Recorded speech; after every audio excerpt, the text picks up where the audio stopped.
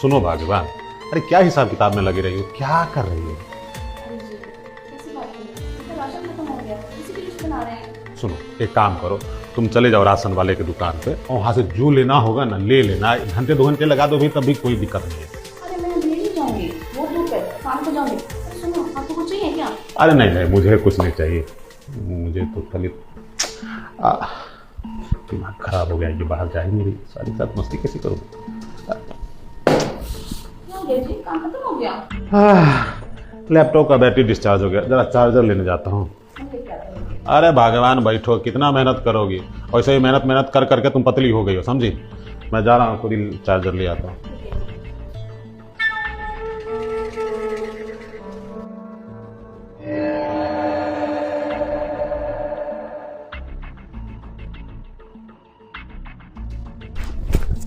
अरे मेरी प्यारी साली साहिबा, मुझे नहीं पता था कि तुम इतनी जल्दी मेरा प्रस्ताव स्वीकार कर लोगी। अब करना तो था ही, आपने धमकी जो दी थी कि अगर मेरी बात नहीं मानी तो वापस गांव भेज दूंगा, तेरा कॉलेज छुड़वा दूंगा और तो और तेरी पॉकेट मनी भी बंद कर दूंगा। अरे वो तो मैं तुम्हें सिर्फ पटाने के लिए धमकी दिया था। अच्छा हुआ मेरी धमकी का असर तो पॉजिटिव आया ना, बहुत अच्छा फैसला लिया। अब देखो वैसे भी इतनी सुंदरता को रख के बर्बाद क्यों करोगी, थोड़ा सा जीजाजी पे प्यार लुटा दोगी तो जीजाजी तुम्हारा एहसान जिंदगी भर नहीं भूलेगा, समझी? अच्छा, इसका मतलब आपने मुझे स्टडीज के लिए नहीं बुलाया, आपने मुझे अपनी इच्छाएं पूरी करने के लिए बुलाया है। अब समझी ना तुम मेरे मन की बात। देख प्रीति, मैं तुझे बताता हूँ, जब मैं तेरी बहन से ब्याह करने गया था, अरे तब मेरी नजर तुझ पे पड़ी थी। अगर तू उस समय मेरी उम्र की होती ना, मैं तुझसे ब्याह कर लेता। क्यूटी लग रही थी। मुझे तो जी किया कि भरी स्टेज पे उठा के तुझे पपी उपी ले लूँ, लेकिन क्या करता, थोड़ा सा मान मर्यादा का ध्यान रखना पड़ता है ना।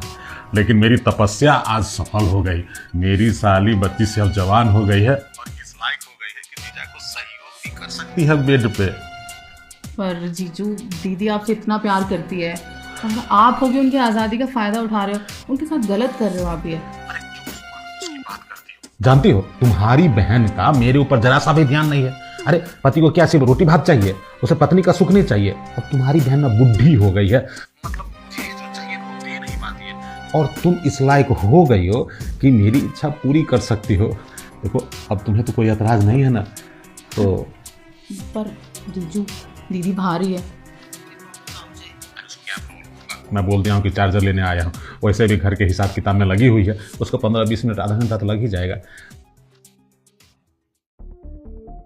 तब तक इस मौके का फायदा तो उठाने दो मेरी साली साहिबा। शर्मा जी, दीदी क्या हो रहा है यहाँ पे? अरे कुछ नहीं हो, वो मैं तुम्हारी बहन से ये पूछ रहा था कि पढ़ाई लिखाई में किसी तरह की कोई दिक्कत तो नहीं है, बस वही दिक्कत परेशानी के बारे में पूछ रहा था। अब प्रीति जरा बताना अपनी बहन को। दीदी देखना कितना बेशर्म आदमी है, अभी भी आंख मार रहा है मुझे। मैंने ना आपकी सारी करतूत दीदी को बता दी, जो जो अभी आप यहाँ पे हरकत कर रहे थे ना, वो सारी बातें दीदी ने सुन ली। दीदी। हाँ बेटा, मुझे ना आपसे कुछ बात करनी थी। बोलो। जीजू कहाँ है? जीजू वॉशरूम में है। मुझे ना जीजू को लेके कुछ बात करनी थी। दीदी, जीजू की ना बहुत गंदी निगाह है, वो मुझे ना बहुत गलत तरीके से छूते हैं, मुझे ना बिल्कुल अच्छा नहीं लगता। अरे नहीं पागल, वो तो तुझे बच्ची की तरह प्यार करते हैं, उनकी तो आदत है छेड़खानी करने की, हमसे भी वो ऐसे ही करते हैं, तो टेंशन मत लिया कर इतनी। दीदी मैं एक लड़की हूँ और लड़कियों को गुड टच और बैड टच का पता होता है। जो उनका टच है वो मुझे फील होता है, वो बहुत गंदा है, मुझे नहीं अच्छा लगता। मेरी बात को समझो, मैं झूठ क्यों बोलूंगी? चुप कर, इतना फालतू बोल रही है। दीदी मेरी बात का यकीन करो, पता है आज तो उन्होंने मुझे ये भी बोला कि अगर तूने मेरी बात नहीं मानी तो तुझे गांव भेज दूंगा वापस, फिर कॉलेज छुड़वा दूंगा।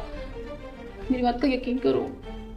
अच्छा, तेरा मतलब ये है कि वो तुझसे गंदी नजर डालते हैं? अरे देवता है वो, मेरे पति, उन्हीं की वजह से ना तू शहर में रह के पढ़ाई कर पा रही है। उन्होंने मुझसे कहा, अरे भगवान प्रीति को बुला लो, क्यों उसकी ज़िंदगी खराब कर रही गाँव में रह के, कुछ पढ़ लिख लेगी तो अपने लायक बन जाएगी, और एक तू है कि उनके हंसी मजाक को गलत ले रही है। दीदी अगर आपको मेरी बात का यकीन नहीं है ना, मैं आपको प्रूफ भी दे सकती हूँ। प्रूफ मतलब? बस अभी जीजू वॉशरूम में है ना, मैं उनको ना इशारा करके रूम में बुलाती हूँ, मैं आपको ना फ़ोन करूँगी, आप अपना फ़ोन अपने पास ही रखना, और जो जो वहाँ बात होगी ना आप सुनना बस। उसके बाद दूध का दूध और पानी का पानी हो जाएगा। फिर अगर मैं गलत निकली तो जो आपको सही लगे वो मेरे साथ करना। ठीक है, बस तेरे पास ना एक यही मौका है। अगर तेरी बात झूठ निकली ना तो तू तो गई गांव हमेशा के लिए। अटैची पैक कर ली अब। ठीक है। अब जा यहाँ से। ओए प्रीति, जबान संभाल के बात कर। तू कैसी औरत है? तेरे सामने तेरे पति के चरित्र पे तेरी छोटी बहन लांछन लगा रही है और तू चुपचाप खड़ी होकर इसका समर्थन कर रही है, है? अरे चुल्लू भर पानी में डूब मत। अच्छा जरा इससे पूछ तो कि मैंने इसके साथ गलत किया, उसका सबूत क्या है? सबूत?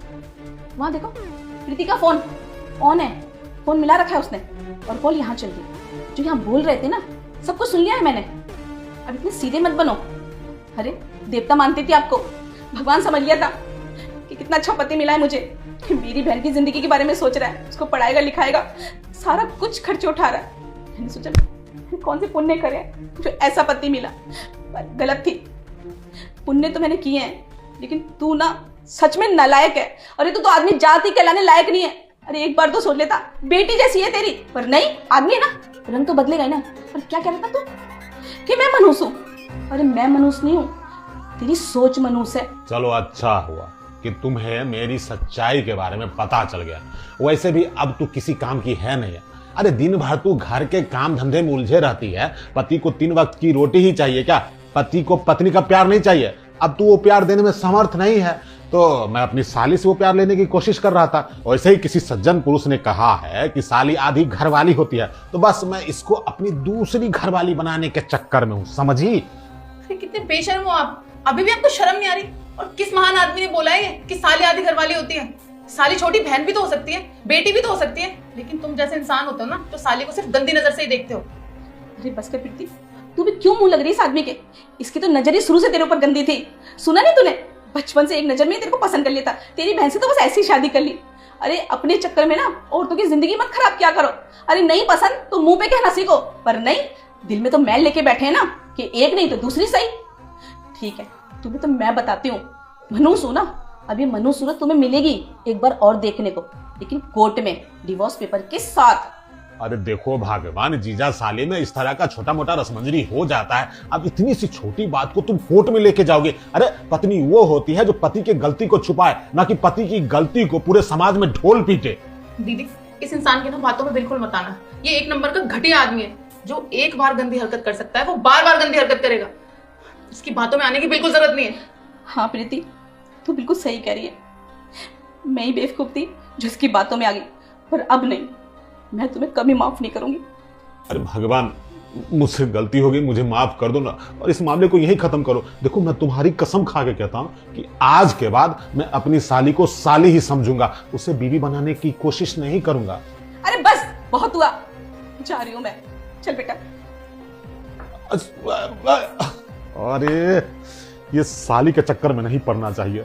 सच कहा है किसी ने, औरत का चक्कर बहुत खराब होता है। बताओ, इस साली ने मुझे पूरा आश्वासन दिया कि मैं वो करूंगी जो आप चाहेंगे, और जब मैं अपनी मन की मुराद पूरी करने आया उसके पास तो ये बात उसको अपनी दीदी को बताने की क्या जरूरत थी? अब तो मेरी हालत हो गई है धोबी के कुत्ते की, ना घर के रहा ना घाट का। अब क्या करूं? साली तो आई रहे हाथ में और जो बूढ़ी बीबी थी वो भी चली गई।